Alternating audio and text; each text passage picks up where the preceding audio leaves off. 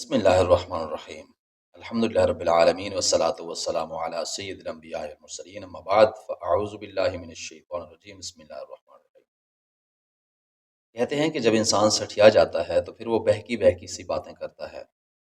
یہ کسی طرح ایک داڑھی والے اور پگڑی والے بابا جی کی ایک ویڈیو میرے سامنے آئی ہے جو یزید کا دفاع کر رہا ہے، اور یہ کہہ رہا ہے کہ یزید صحابہ کرام کے دفاعی قلعے کا نام ہے۔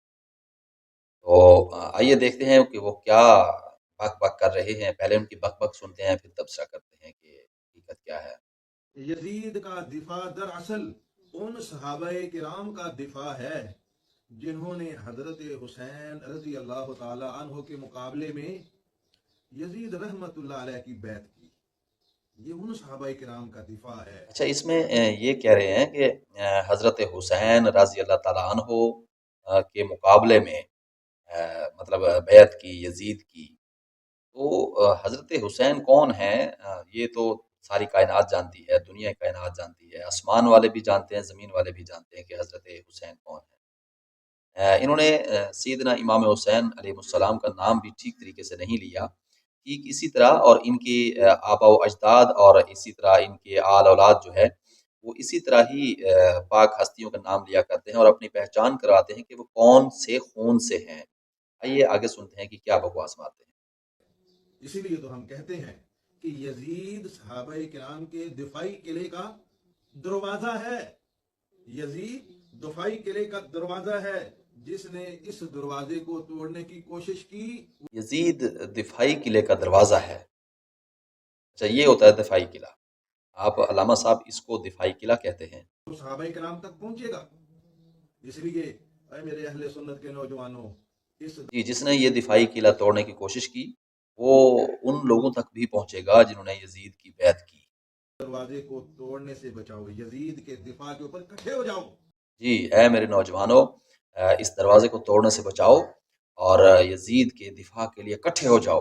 ایسے کہتے ہیں جیسے وہ بس کٹھے ہو جاؤ۔ بس کیا کٹھے ہو جائیں؟ پاگل انسان، سنت رسول رکھی ہوئی ہے، سر پہ پگڑی باندھی ہوئی ہے، اپنے نام کے ساتھ علامہ لگایا ہوا ہے۔ اپنے نام کے ساتھ مفتی لگانے سے کوئی مفتی تھوڑی بن جاتا ہے۔ کوئی اپنے نام کے ساتھ علامہ لکھنے سے علامہ بن جاتا ہے؟ کیسی باتیں کر رہے ہیں؟ حقیقت ہے میں آپ کے جو ہے نا وہ عذر کو سمجھتا ہوں، آپ کی مجبوری کو سمجھتا ہوں کہ آپ کے اندر جس طرح آپ کی رگوں میں خون ہے آپ اسی کا دفاع کر رہے ہیں۔ تو حقیقت میں بات یہ ہے کہ جو کتا ہے نا، کتا وہ پلید ہے۔ کتے کو نہلانے والا شخص جو ہے وہ خود تو پلید ہو سکتا ہے لیکن کتا نہلانے سے پاک نہیں ہوتا۔ تو اسی طرح اگر آپ کسی تمے کو خانہ کعبہ کے بجائے 100 چکر لگوا لیں تو وہ میٹھا نہیں ہوتا۔ اسی طرح جو انسان اس طرح کی باتیں کرے تو وہ یزید کا جو دفاع کر رہا ہے سیدنا امام حسین علیہ السلام کے مقابلے میں، کہہ رہا ہے کہ یزید کے دفاع کے لیے کٹھے ہو جاؤ۔ کیا تمہارے آبا و اجداد تو پہلے سے بھی کٹھے تھے، لیکن تمہارا جو ہے نا جہاں تک تم جاؤ گے نا تمہارا تعاقب کیا جائے گا۔ تعاقب اس حوالے سے کہ تم جیسے لوگ جو ہیں وہ فتنہ فساد پھیلا رہے ہیں۔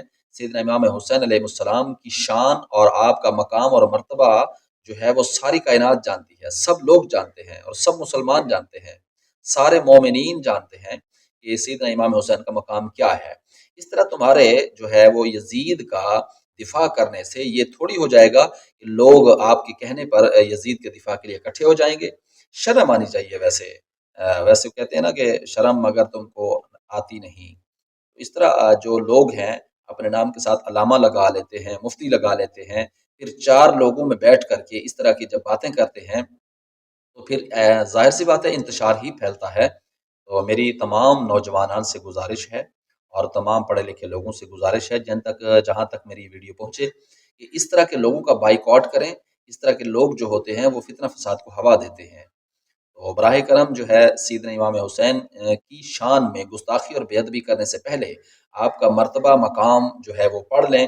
ممکن ہے کہ آپ تک وہ مرتبہ مقام نہ پہنچا ہو جو احادیث اور کتب کے حوالے سے ہمیں پہنچا ہے۔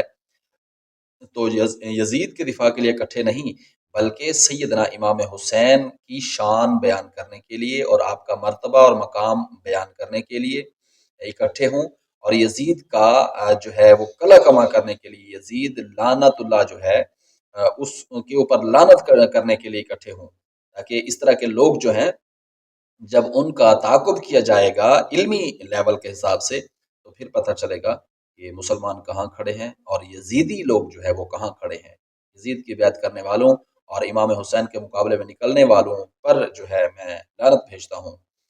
ہاں وہ لوگ جن کو پتہ نہیں تھا یزید کے کردار کا اور انہوں نے یزید کی بیعت کی، اس کے بعد جب یزید کے کردار کا ان لوگوں کو پتہ چلا، انہوں نے یزید کی بیعت توڑ دی، ختم کر دی، تو پھر وہ جو ہے نا ظاہر سی بات ہے وہ باعث بامر مجبوری، وہ مجبور تھے، ان کو پتہ نہیں تھا تو ایک علیحدہ بات ہے، ان کا گناہ معاف ہوتا ہے۔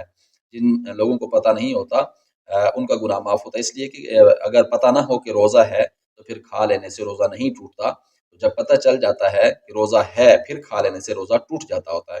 اس لیے جن لوگوں نے یزید کی اس وقت بیعت کی جب یزید کا کردار ان لوگوں کے سامنے نہیں تھا، جب کردار سامنے آیا ان لوگوں نے بیعت توڑ دی، وہ ان کا گناہ جو ہے نا گناہ نہیں مانا جائے گا۔ اور جن لوگوں کو پتہ تھا یزید فاسق و فاجر ہے، پھر بھی انہوں نے سیدنا امام حسین علیہ السلام کے مقابلے میں یزید کی بیعت کی، تو پھر ان کے حوالے سے فتویٰ میں آپ کے منہ سے سننا چاہتا ہوں۔ کمنٹ کیجئے، شیئر کیجئے ویڈیو کو اور ہمارے چینل کو سبسکرائب کیجئے۔ ملتے ہیں نیکسٹ ویڈیو میں، تب تک کے لیے اللہ حافظ۔ السلام علیکم ورحمۃ اللہ وبرکاتہ۔